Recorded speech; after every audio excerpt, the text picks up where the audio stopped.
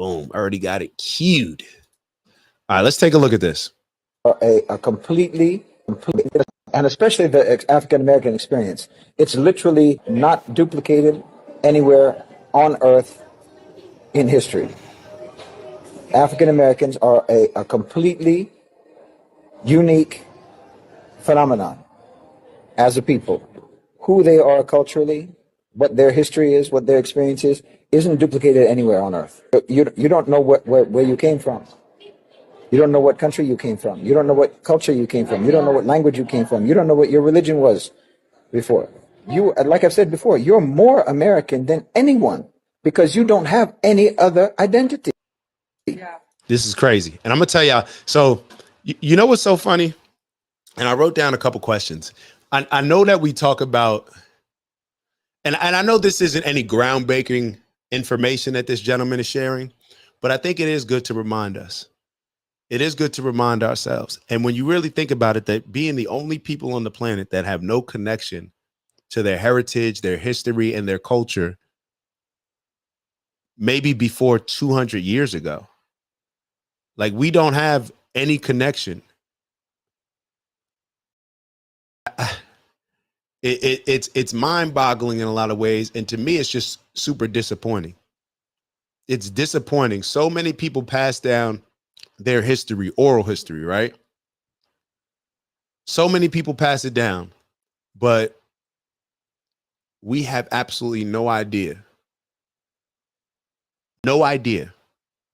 The place where we came from, we can't put a direct location on it. We can't put a direct culture on it. We can't put a direct religion on it, any of that. And to me, maybe that's one of the reasons why it's so easy to manipulate us. I know we like to talk a lot about reparations.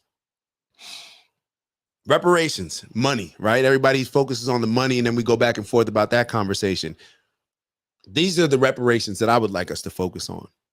Forcing people to uncover whatever they know about our true history. Those are the reparations that I want. It's not about money. It's about mindset.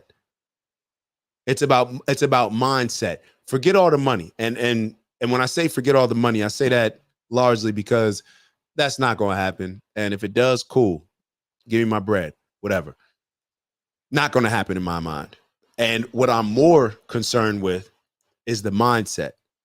Us controlling our mindset. If you gave people money right now, I'll be totally honest. Nothing would happen that didn't happen with the when we got the stimulus checks. What ended up happening? All we did was benefit Mercedes. That money didn't circulate in the black community. Knock it off. All we did, if I was trying to boost the economy, I'm dead serious. I don't know if I would do this, but I think that it would work. If I was a lot of these people, give out reparations to black people. Give out reparations to as many black people as possible, because you want to know why? There's nothing that's going to stimulate the economy more than giving money to black people, because we do not keep money in our pockets. All we do is give it to other communities. The black dollar circulates the least of any other dollar in our communities compared to others. The black dollar is out of there. As soon as we get it, it's out of there. It's probably out of there before we even get it. That's just a fact. It's just a reality. So I'm more concerned with mindset. And our mindset is so messed up because we can be easily manipulated to be those consumers rather than the people that are selling, because it benefits the country that we're living in. It benefits the country that we're living in. So I had a conversation with my dad yesterday. It's like, okay, we can sit here and talk about all these things to where we were held back here, but at a certain point you get to where it's on you. You have to be accountable for the situation that you are in, because you're now an adult and you can make different decisions. And to be totally honest, this reminds me of a conversation that I had with the founder, the founder of TED, the TEDx conferences. I was at lunch with him and he told me that, I forget what we were talking about, but he said that he realized that he would always rather be the minority wherever he's living, because there's a value in that.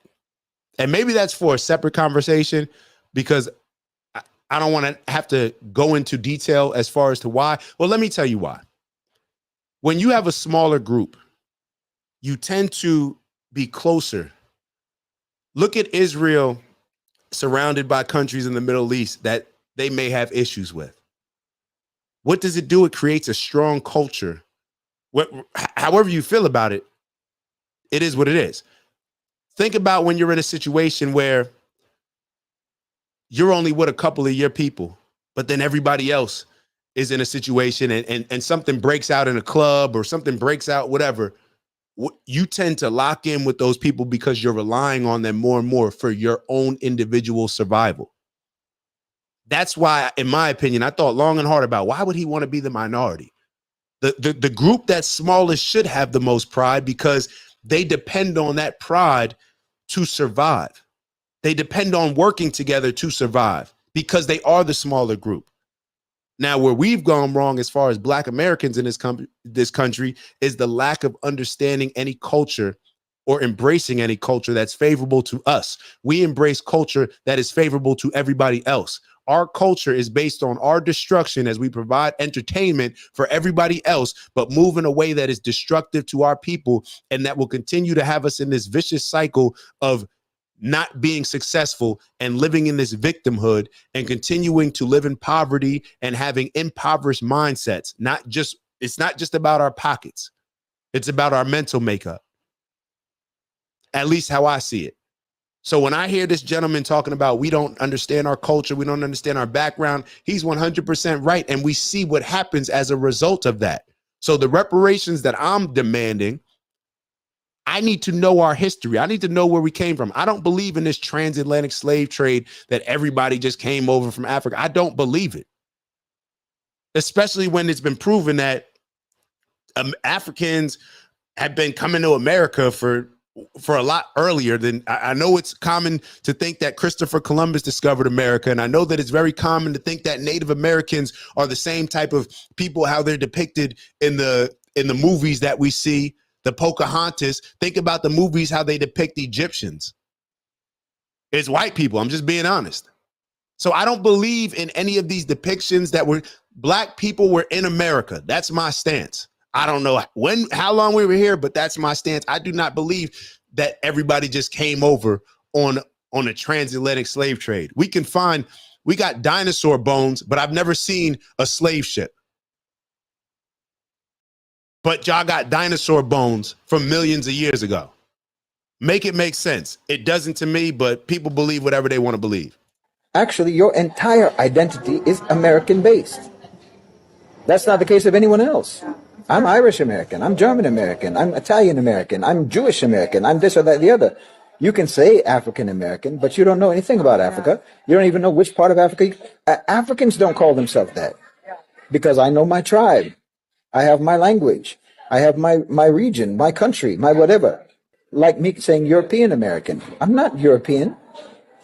I'm specifically Irish and German. But you can't say that. You are American. You're the original Americans. You know? Everyone else is immigrants. You can't even be called immigrants. No. You know? You're originally American. And your culture is as close to being the indigenous culture of America as there can be without you being the indigenous people. You know, you're the indigenous. Now, see, that's one thing that I disagree with. I told y'all before, I don't think that the Native Americans, how they depict them, I don't think all of them look like that. Especially when you go and you read like Christopher Columbus's journal, it's been how they describe certain people, how they looked. But that's the same thing with the Bible, right? They describe Jesus looking a particular way, but then all the imagery shows something completely different. So maybe this is why symbolism is so important or can be so important.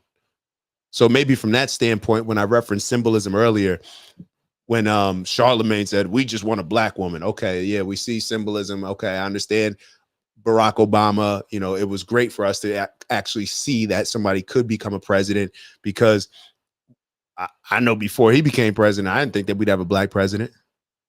I know now it sounds almost crazy to say, well, damn, you never thought that you would have a Black president? That's now. But before Barack Obama became president, that was not people's mindset. So I understand the importance of symbolism, but there has to be more substance around it, especially when we've just been fed empty calories with symbolism. People of the entity called America, called the United States of America. Everything else came from elsewhere. Your culture is the only one that came from right there because you were cut off from everything else. You know, there's nobody else like that. There's nobody else like that in the world. There's no other culture like that in the world. And especially. Interesting. All right, so that's the last video that we're going to show y'all for today. It's Dak. Just want to thank you for checking out our video and visiting the OG Network. If you enjoyed the video, please make sure that you give us a like. And if you're looking to join a community of inspired individuals striving for purposeful abundance, subscribe. And if you're feeling real generous, share the video with some friends and family. All right, I'll see y'all soon. Ew.